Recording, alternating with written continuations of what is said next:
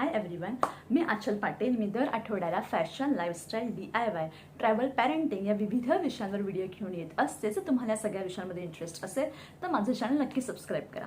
त्याचप्रमाणे जर ही व्हिडिओ आवडली तर लाईक आणि कॉमेंट करायला विसरू नका. आणि या व्हिडिओची ज्यांना गरज आहे त्यांच्यापर्यंत ही व्हिडिओ नक्की फॉरवर्ड करा, त्यांच्यासोबत ही व्हिडिओ नक्की शेअर करा. आजचा आपला विषय आहे सी सेक्शन नंतर किंवा डिलिव्हरी नंतर. मोस्टली मी इकडे सी सेक्शनच टार्गेट केलं आहे, कारण माझं सी सेक्शन झालं आहे. तर सी सेक्शन नंतर तुम्ही तुमचं वेट लॉस कसं करू शकता तेही एका वर्षात. आणि मी माझा अनुभव तुमच्याबरोबर शेअर करणार आहे. मी वेट लॉससाठी काय काय टिप्स अप्लाय केल्या स्वतःवर त्या सगळ्या मी तुम्हाला सांगणार आहे. तर ही व्हिडिओ शेवटपर्यंत पाहत राहा. आणि इकडे 1 वर्षाचा टाइम पिरियड मी ह्याच्यासाठी मेन्शन केला की 1 वर्ष जर तुम्ही ह्या टिप्स व्यवस्थित फॉलो केल्या, जर मी तुम्हाला ज्या काही गोष्टी सांगितल्या त्या व्यवस्थित तुम्ही अप्लाय केल्या, तर तुमचं जे डिलिव्हरीमध्ये वाढलेलं वजन आहे आणि प्रेग्नन्सीमध्ये वाढलेलं वजन आहे ते तर कमी नक्कीच होईल. प्लस तुमचं वजन पुढे जास्त वाढणारही नाही. जे एक्स्ट्रा फॅट्स आहे ते सुद्धा तुमचे जास्त वाढणार नाही. चला तर वळूया आजच्या आपल्या मेन विषयाकडे.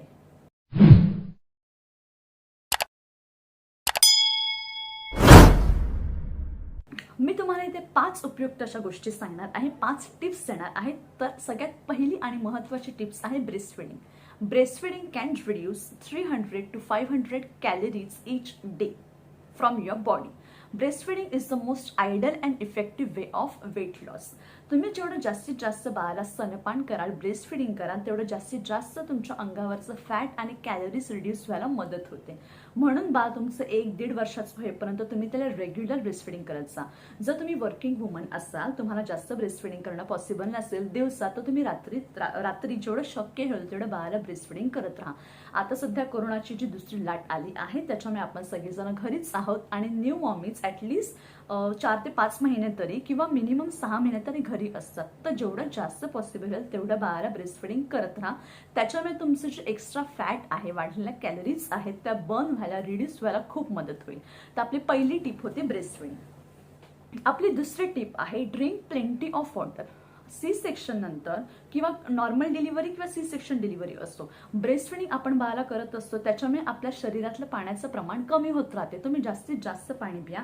ह्याच्यामुळे तुमचं शरीर हायड्रेटेड तर राहतेच, पण जास्त पाणी पिल्यामुळे जे एक्स्ट्रा फॅट्स आहेत ते सुद्धा बर्न व्हायला मदत होते. तेवढं तुमचे फॅट्स बर्न व्हायला मदत होतात. सी सेक्शन डिलिव्हरी नंतर तुम्ही दिवसाला मॅक्सिमम 10 ते 12 ग्लास पाणी प्यायलाच हवं. पाणी पिल्यामुळे जे एक्स्ट्रा फॅट, वाढलेली चरबी आहे ती वितळायला मदत होते. आणि पाणी पिल्यामुळे आपल्या शरीरात ज्या ज्या भागेमध्ये ज्या ज्या पार्टवर फॅट्स वाढलेले आहेत ते ऑटोमॅटिक रिड्यूस व्हायला, ऑटोमॅटिक बर्न व्हायला खूप मदत होते. म्हणून जास्तीत जास्त पाणी पित राहा. तर आपली दुसरी टिप ही होती की भरपूर पाणी प्या.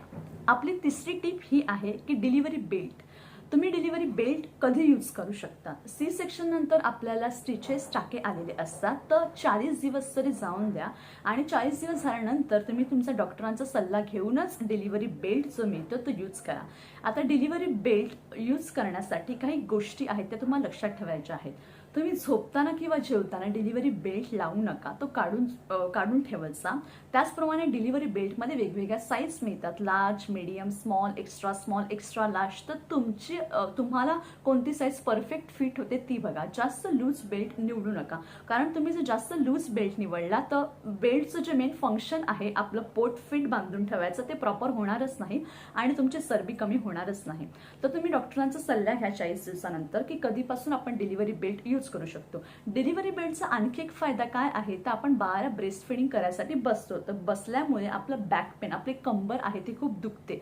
तर डिलिव्हरी बेल्ट लावल्यामुळे इनफॅक्ट डॉक्टरच सजेस्ट करतात की 1.25 महिना झाल्यानंतर आपण डिलिव्हरी बेल्ट वापरू शकतो. त्याच्यामुळे आपल्या पाठीला पण आधार मिळतो, आपले बॅक पेन सुद्धा कमी होते, कंबरदुखी कमी होते आणि तुमचं पोट टाईट बांधल्यामुळे तुमच्या पोटावरची चरबी आहे, फॅट आहे ते वितळण्यास सुद्धा मदत होते. नॉर्मल डिलिव्हरीमध्ये पोट बांधून ठेवतात मालिश करताना, पण आपले सी सेक्शन झाल्यानंतर आपले टाके असतात, तर आपलं पोट आपण बांधून ठेवू शकत नाही. टाक्यांमुळे काही कपडा वगैरे सुद्धा आपण बांधून नाही ठेवू शकत. म्हणून 40 दिवस झाल्यानंतर आपण हा डिलिव्हरी बेल्ट आहे तो यूज करू शकतो. तो खूप युजफुल असा आहे. इनफॅक्ट मी सुद्धा यूज केलेला. तर तुम्ही सुद्धा डिलिव्हरी बेल्ट यूज करून तुमचं एक्स्ट्रा फॅट आहे ते कमी होण्यास, तसंच जास्त चरबी न वाढण्यास उपयोगी होईल. चौथी टिप ही आहे की मालिश. आता सी सेक्शन मध्ये मालिश कधीपासून चालू करावी ह्याचा सुद्धा तुम्ही डॉक्टरांकडून योग्य तो सल्ला घ्या. सी सेक्शनमध्ये 10 दिवस झाल्यानंतर आपले टाके काढले जातात, पण बाहेरची जखम हील व्हायला आणि आतमधली जखम हील व्हायला योग्य तो कालावधी लागतो, वेळ लागतो. तर तुम्ही तुमच्या डॉक्टरांना विचारा, तर चेकअप वगैरे व्यवस्थित करून घ्या. जर सगळं नॉर्मल असेल, तुम्हाला काहीच त्रास नसेल होत, तर तुम्ही 15 ते 20 दिवसानंतर सुद्धा मालिश चालू करू शकता. मी माझी मालिश 11व्या दिवशी चालू केलेली, कारण 10 दिवस झाल्यानंतर माझे टाके काढलेले आणि 11व्या दिवशी मी माझी मालिश चालू केलेली. फक्त आपला पोटाचा जो भाग असतो, जिथे आपले टाके पडलेले असतात, तिथे मालिशवालीला हात नाही लावायला सांगायचं, जेणेकरून आपल्याला त्रास नाही होणार. बाकी वरच्या भागाला, तुमच्या ब्रेसला, पाठीला, हाताला व्यवस्थित मालिश करू शकता. 4 ते 5 महिने जर तुम्ही कंटिन्यू मालिश करून घेतली, तर त्याच्यामुळे सुद्धा तुमचं शरीर आहे ते बॅक टू शेप यायला खूप मदत होते. म्हणून तुम्ही व्यवस्थित छान प्रकारे, उत्तम प्रकारे तुमची मालिश करून घ्या.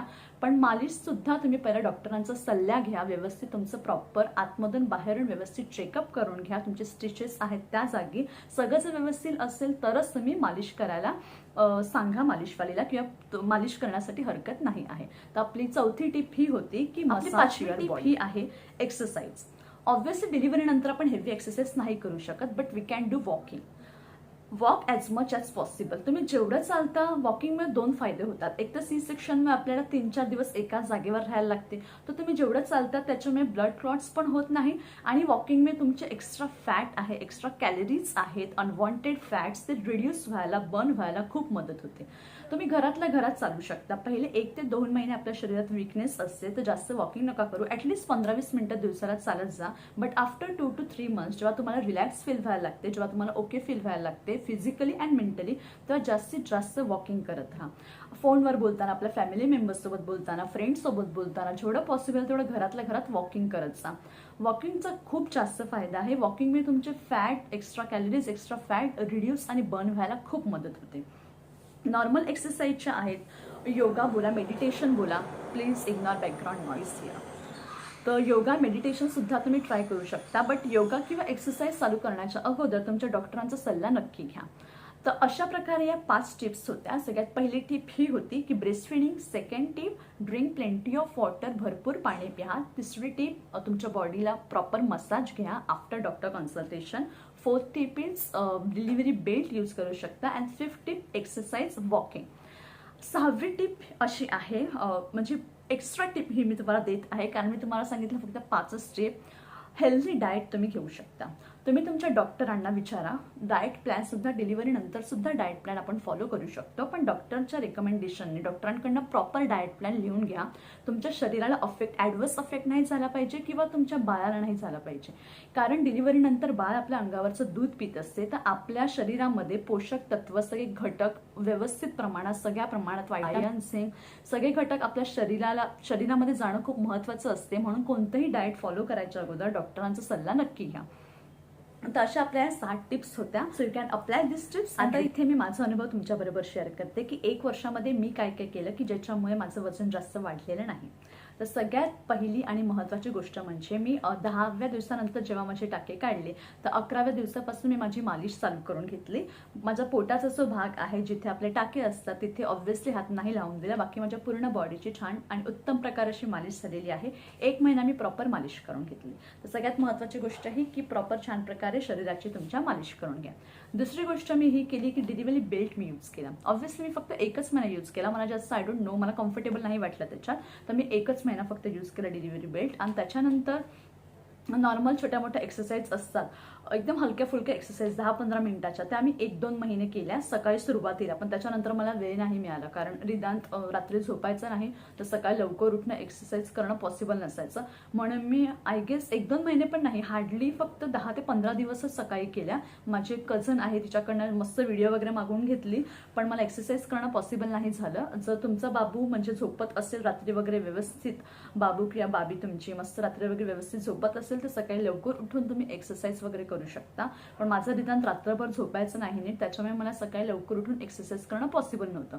फक्त 3 महिने झाल्यानंतर मी सुरुवातीचे जे 10-15 दिवस आहेत, म्हणजे 3 महिने झाल्यानंतरचे 10-15 दिवस आहेत, ते मी अशा छोट्या मोठ्या हलक्या फुलक्या एक्सरसाइज केल्या. आणि त्याच्यानंतर माझं बरं स्टॉप झालं. मी काय केलेलं, मी शरीराची हालचाल जास्त करायची.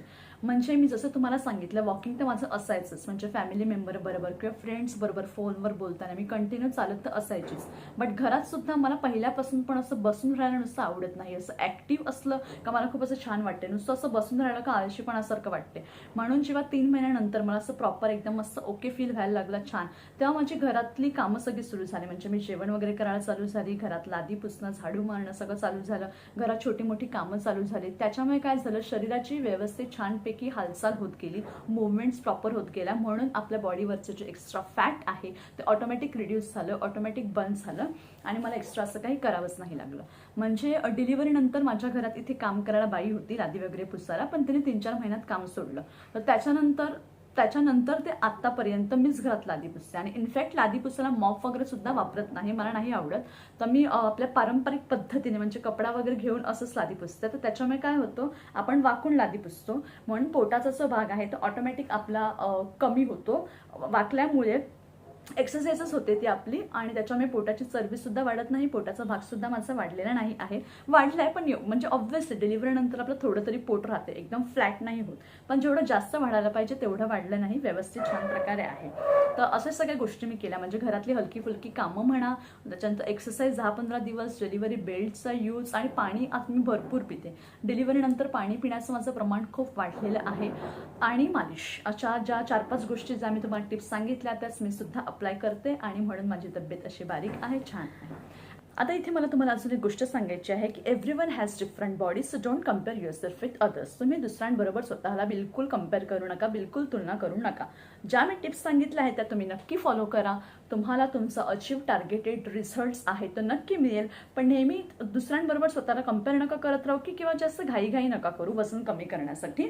फक्त पेशन्स ठेवा. 9 महिने लागतात आपल्या पोटात एक जीव वाढायला, पोटात एक बाळ वाढायला 9 महिन्याचा कालावधी लागतो. आपल्या शरीरामध्ये बदल व्हायला सगळे ऑब्व्हियसली 9 महिने ते 1 वर्षांचा कालावधी लागतो. आफ्टर डिलिव्हरी तुमची बॉडी बॅक टू शेप व्हायला, तुमची बॉडी पूर्ववत व्हायला. म्हणून तुमच्या शरीरात तेवढा वेळ द्या, जास्त घाईघाई करू नका. मी सांगितलेल्या टिप्स फॉलो करून मी माझा व्हिडिओ इथेच थांबवते. स्वतःची काळजी घ्या, तुमच्या बाळाची काळजी घ्या, घरातच राहा. जर बाहेर निघणं जास्त गरजेचं असेल तर मास्क लावूनच निघत राहा, सोशल डिस्टन्सिंग फॉलो करा. थँक्यू.